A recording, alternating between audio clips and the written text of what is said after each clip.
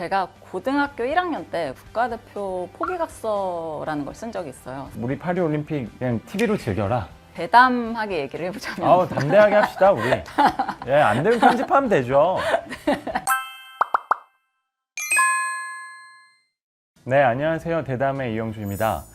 이번 시간에는 우리 서정아 변호사님과 함께 스포츠와 인권에 대해서 좀 더 자세히 알아보려고 해요. 우리가 평소 생각하지 못했던 부분들에 대해서 함께 깊이 있게 고민해 볼 수 있는 좋은 시간이 될 것 같습니다. 변호사님 또 뵙겠습니다. 네, 안녕하세요. 안녕하세요. 파리올림픽 내용을 좀 보다 보니까 이번에 남녀 선수단 비율이 50대 50이라고 하더라고요. 네, IOC에서 성평등 리뷰 프로젝트라는 광고문 같은 것을 2018년도에 발행했었는데 앞으로 성평등한 올림픽을 위해서 어떤 부분들이 더 개선되어야 되고 어떤 노력들을 단계별로 해야 하는지에 대해서 자세하게 나와 있어요. 근데 2018년도 보고서에 의하면 네. 선수가 출전할 수 있는 종목 자체가 되게 남성 종목이 더 많고 여성 종목이 적어서 최대한 혼성 종목을 만들어서 남녀 선수들의 성비율을 같게 만드는 일단 그 노력이 있어서 지금 파리올림픽에는 5대5 비율이 나온 것 같고요. 당연히 그 선수 이외에도 이제 특히 지도자분들은 사실 남녀 비율로 따지고 보면 거의 10%도 여성 비율이 안 되고 이런 경우가 되게 많거든요. 네. 그래서 그런 임원 비율 자체도 되게 앞으로 스포츠 쪽에서는 더 많이 개선해 나가야 될 숙제인 것 같습니다.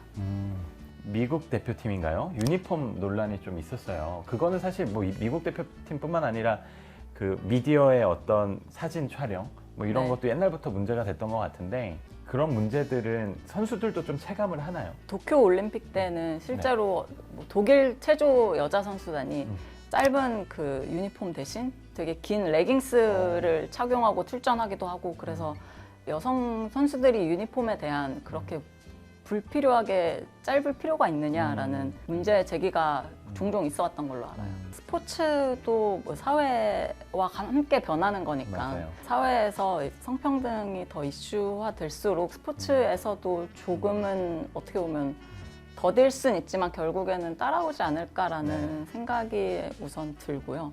그리고 오히려 스포츠를 통한 성평등을 이룰 수도 있다고 생각하거든요. 맞아요. 되게 스포츠는 남성이 주로 하고 남성이 잘하고 그리고 사실 신체적인 그런 부분도 남성이 더 우월하기 때문에 더 빠르고 강하고 이런 스포츠는 남성이 잘한다라고 여겨져 왔는데 사실 스포츠를 어떻게 정의할까라고 생각을 해보면 정말 더 빠르게 더 강하게만 스포츠의 본질인가라는 질문을 던져볼 수도 있을 것 같고요. 기술적이거나 아니면 사실 뭐 오래 달리기, 장거리 달리기, 막 울트라 마라톤 이런 부분들은 오히려 더 여성이 더 잘한다고 알려져 있거든요. 네. 스포츠의 종목을 좀 더 다양화하고 좀 더 성평등한 스포츠 종목을 만들면 오히려 이끌 수 있지 않을까라는 생각도 있습니다. 정말로 저는 얘기 들으면서 막 소름 돋을 정도로 되게 공감이 됐는데 그 배구 있잖아요. 여자 배구들 혹시 보시나 모르겠는데 남자 배구는 아주 시원하게 한두 번 끝나고 말잖아요. 근데 랠리가 진짜 길어요. 계속 왔다 갔다 하고 막 진짜 어떻게 저렇게 다 봤냐 막 이런 생각을 하는데 그게 너무 재밌는 거예요. 저만이 아니라 많은 분들이. 그래서 아마 제가 알기로 요새 여성 배구나 뭐 다양한 스포츠들이 좀 인기도 생기고 하는 것 같아요. 물론 맞아요. 김연경 선수 같은 스타도 필요하겠지만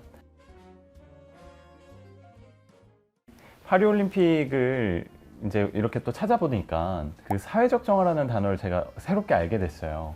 파리올림픽을 잘 치르기 위해서 뭐 난민이나 아니면 거기에 계신 좀 다양한 분들을 좀 이렇게 내보낸다든가 이렇게 좀 인위적인 정화 활동을 하는 뭐 그런 용어인 것 같은데 혹시 그 부분에 대해서 좀 소개 부탁드려도 될까요? 사회적 정화라는 용어를 저도 이제 기사를 보고 알았는데 파리에 원래 저도 노숙자나 많다고 들어서 맞아요. 되게 조심해라 라는 얘기도 많이 들었고 사실 파리 놀러 가기 전에 근데 이번에 5월에 파리에 가보니까 길거리도 되게 깨끗하고 사실 그런 노숙자분들도 되게 안 보이고 그렇더라고요. 되게 의외다라고 생각했었는데 역시 기사를 보니까 그런 난민이나 노숙자분들을 파리 시내 밖으로 내쫓아서 사회적 안전망에서 쫓겨나는 그런 처지에 놓여 있다고 해요. 그런 표현에서 이제 성평등 같은 이슈들도 계속 다시 회자되고 그렇게 하는데 정작 이제 올림픽 개최 장소에 있는 그런 사회적으로 특히 경제적으로 소외된 네. 계층의 사람들을 올림픽을 위해서 자기의 살던 곳으로 내쫓는 이런 정책들이 조금 올림픽답지 못하게 만드는 요소인 것 같아요. 네. 또 재밌는 기사가 파리 시민들이 대중교통도 불편하고 너무 복잡해지고 우리 파리 올림픽 그냥 TV로 즐겨라 뭐 이런 내용들을 많이 본 것 같은데, 근데 옛날에 생각해보면 우리가 이제 서울 올림픽 생각해보면 막 진짜 우리는 막 국가 행사였잖아요. 어떻게든 외국인들 오게 하려고 애쓰고 막 그랬던 것 같은데 어떤 원인일까요? 그게 시대 변화일까요? 올림픽이 예전에는 이제 국가 간의 경쟁 그리고 그런 국위 선양의 한 도구로 쓰였다면, 지금은 이제 좀 더 올림픽 그 자체를 즐기고 전 세계인의 축제라고 할 수 있긴 하지만 환경적인 문제라든지 아니면 사회적인 문제를 안고 가는 올림픽은 더 이상 싫다, 거부한다라는 시민들의 의사가 아닌가 싶어요. 올림픽 이렇게 개최되는 중에 우리는 오늘 몇 등 했다, 금메달 몇 개 따서 몇 등 했다, 뭐 이런 것들 되게 부작용이 있을 것 같아요. 제가 그 부작용 중에 되게 의미 있게 바라보는 게 엘리트 체육이라는 용어인데요. 우리나라의 엘리트 체육 실태 어떤가요? 엘리트 체육의 가장 큰 문제점이 이제 운동선수가 되고 운동을 시작하면 운동만 해야 하는 그런 정책적인 구조라든지 시스템이 이제 운동 외길로만 서 있게 하는, 선수 입장에서는 되게 선택지가 많이 없는 인생을 만드는 게 가장 큰 엘리트 체육의 문제점이 아닌가 싶어요. 운동만 잘하면 대학에 진학할 수 있는 체육 특기자 제도라든지 아니면 학교 운동부에 소속돼서 대회나 훈련에 참가하면 그로 인해서 결석을 하게 되면 그거를 출석 인정 일수로 허용해 준다든지, 어떻게 보면 당근이기도 하지만 그 선수를 운동 외길로만 가게 하는 그런 정책들이거든요. 변호사님 말씀처럼 우리가 정책적으로 다양한 고민이 없이 좀 급하게 단기의 성과에만 좀 급급했던 게 아닐까, 이런 생각을 또 하게 되는데, 되게 특이하게 공부와 협업을 하셔서 지금까지 이렇게 변호사 생활을 하시게 됐잖아요. 어떻게 그런 마음을 갖게 되신 거예요? 제가 고등학교 1학년 때 국가대표 포기각서라는 걸 쓴 적이 있어요. 사실 양식에는 없는 문서인데 이제 공부랑 그때 스키 선수랑 병행하겠다고 하면서 이제 학교 중간고사랑 이제 국가대표 합숙이랑 겹쳤는데 국가대표 합숙일을 하루라도 빠지면 국가대표 포기각서를 써야 한다라고 해서 중간고사를 포기하고 국가대표 합숙을 갈 수는 없어서 그래서 이제 국가대표 포기각서를 쓰고 중간고사 시험을 보러 간 적이 있었거든요. 운동 선수이기 전에 고등학교 1학년이고 학생이니까, 그러니까 고등학생으로 처음 보는 학교에서 보는 시험인데, 그렇게 빠지면 이제 앞으로 다음 고등학교 생활을 어떻게 해 나가야 되나라는 그런 걱정들도 있었고, 선수보다는 일단 학생이 우선이다라는 그런 부모님의 생각도 있었습니다. 선수 생활 하는데 지장이 있거나 이러지는 않았어요? 제 개인적으로 훈련을 했었어야 되니까 그런 부분에 있어서 좀 어려움은 있긴 했는데, 그렇게 선수 생활에 지장이 있을 만큼 그런 건 아니었고, 좀 최대한 이제 공부를 같이 하면서 운동할 수 있는 스케줄을 짜서 했었던 것 같아요. 여러 가지를 개선해야겠지만 1번으로 개선해야 될 점은 뭐라고 보세요? 엘리트 체육 관련해서? 대담하게 얘기를 해보자면, 아우, 담대하게 합시다 우리. 예, 안 되면 편집하면 되죠. 네. 대담하게 얘기를 해보자면 네.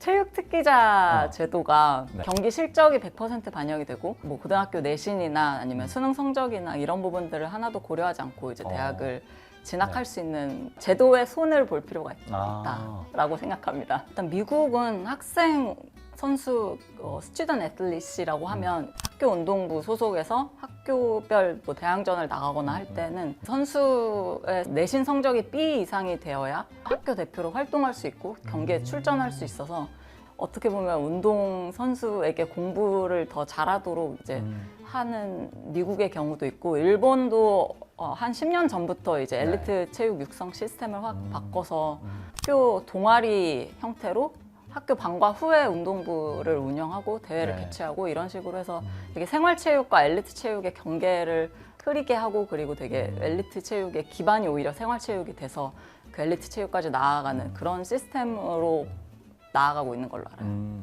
우리가 지금 뭐 스포츠와 사람 관련해서 인권 다양성 아니면 성평등 그리고 나아가선 엘리트 체육과 학습권까지도 얘기를 전반적으로 나눠봤는데 오늘 나눈 대화 외에 좀 변호사님이 생각할 때 이 주제는 한번 좀 이번 기회에 얘기하고 싶다 싶은 게 있으세요? 저는 이제 선수들이 학습권을 네. 보장받는 게 운동선수의 인권 침해 부분에 있어서 가장 예방할 수 있는 부분인 것 같고요.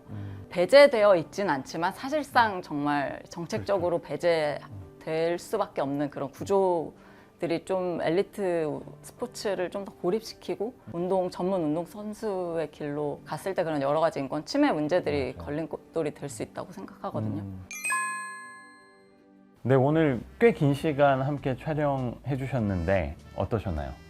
되게 스포츠와 다른 사회, 인권 문제도 그렇고 환경 문제도 그렇고 다양한 분야를 함께 얘기해 볼 수 있어서 좋았던 것 같아요. 저도 사실 되게 관심 있는 주제고 평소에 생각을 많이 못 해봤는데 오늘 얘기 나누면서 참 다양한 걸 알게 되고 느끼게 되는 좋은 시간이었던 것 같아요.